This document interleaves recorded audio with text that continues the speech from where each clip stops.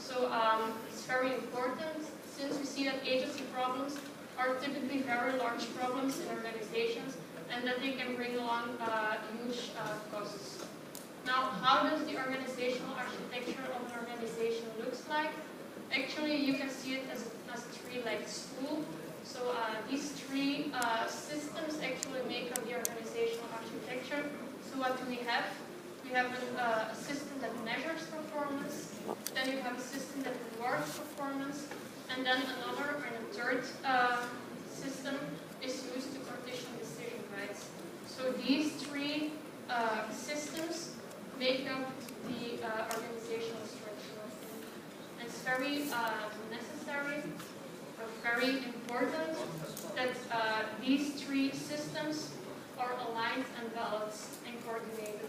Because if you change something, for instance, to the performance measurement system, you should make also some changes to the reward performance and to partitioning decision rights. And why is that? I can show it very easily with this three-legged stool here. If you change something to the reward system, for instance, your stool will not be level anymore, not be balanced. So keep this as an example. When you're asked to discuss the organizational structure of a firm, you should always take into account if you change something to one of these three legs, you should change it in the other two as well. So let's take it here. All three legs must be balanced and coordinated. So for instance, if you measure the performance of something, this should be taken into account in the reward system, and you should also make sure that what you measure, that you, if an employee has a decision right over something, that you measure the performance over that decision right, and that you reward the employee based on those measures. So if you assign somebody a decision right and you cannot measure his performance on that specific decision right, it's not useful to assign that decision right. Now here's a little example again of how we should look at the organizational architecture. So imagine Jan van der Smit, founder of a successful chain of restaurants in Europe, has died unexpectedly. He was the sole owner of the company's stock and was known for being authoritarian. He personally made most of the company's personal decisions. He also made the decisions on menus, flyers, and marketing. Now, employees through the firm are paid fixed salaries and were closely monitored by this person.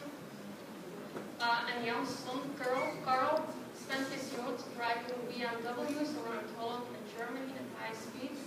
He spent little time working with his father in the restaurant business. Nonetheless, Carl is smart and just received his MBA degree from Asia. Now, Carl decided to follow his father as the CEO of the restaurant chain. Okay, what advice about organizational architecture do you wish to give to Carl? Now, think of the three-legged stool that we just discussed. I give you 2 minutes to discuss it with your partner, and then I would like to have your opinion on this.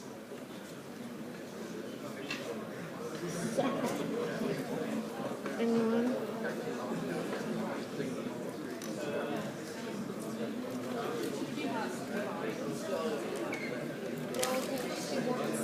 But if he spent less time, working with his father, so first and foremost, he has to learn about the organizational structure deeply, gather information, because he spent little time working with his father in the restaurant business. Nonetheless, Carl is smart. Yeah, he could have just the knowledge, but then he doesn't have the practical bit of it. Yeah.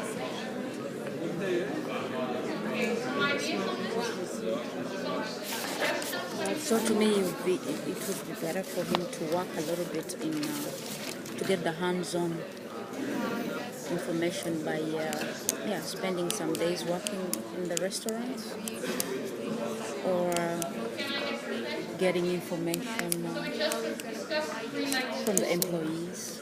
We have a system that measures performance, we have a system that rewards performance, and we have a system that partitions the signals.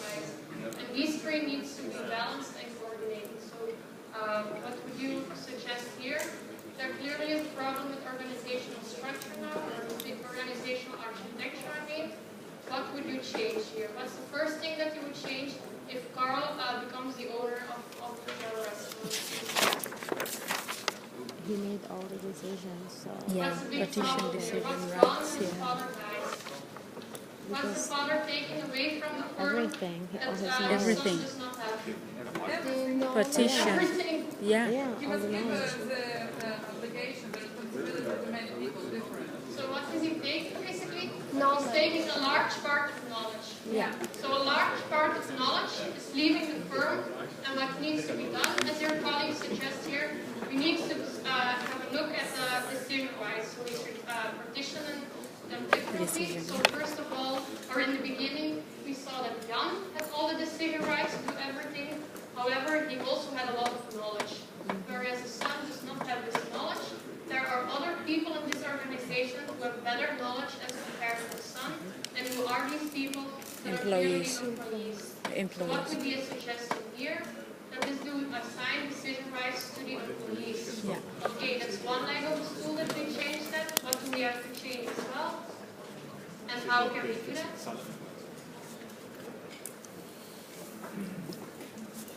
Measure. To make the employees interested in their work, you must promise bonus, Yeah, we need to change the reward system.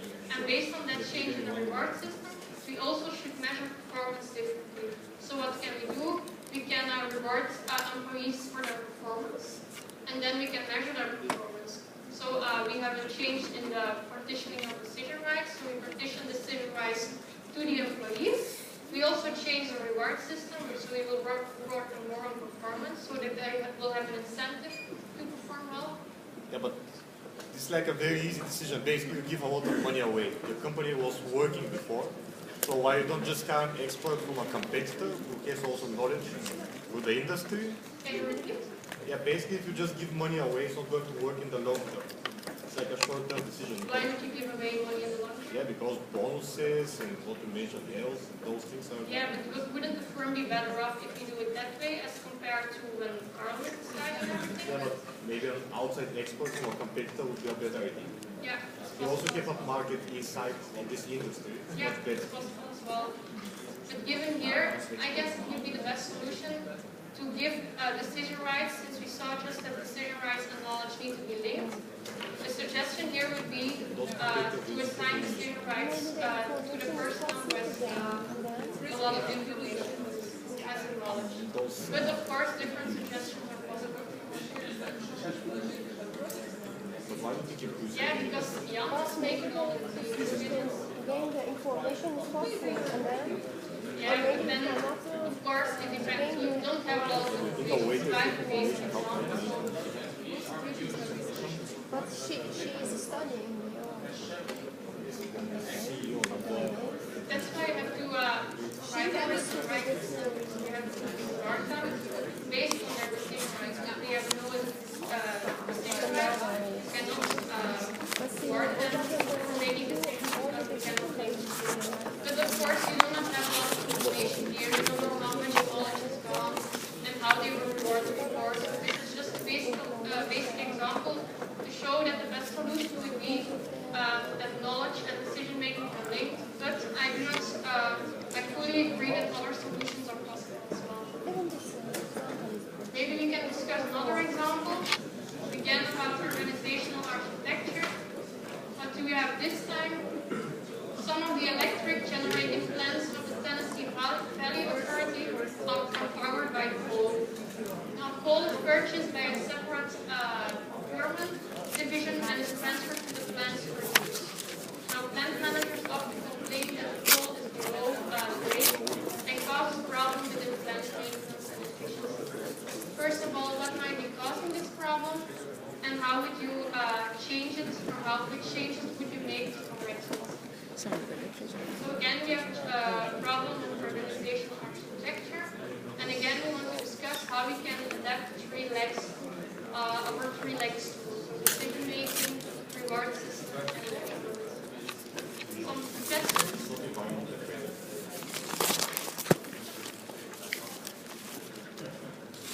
Can we maybe assign decision rights to somebody else? somebody that has enough knowledge, because maybe they don't have it. Yeah. And what do we have to change then as well? We change decision rights. Yeah. How can we motivate them to perform well? Bonuses. Reward them Reward them. Bonuses. with if they are come above the grade, and then we reward Yeah, them. so we can, in their incentive compensation scheme, we can include that they should focus on high quality. If we assign them some decision rights, we also need somebody who monitors whether they are really focusing on this high quality goals. What else can we do? Measure the performance Talk about.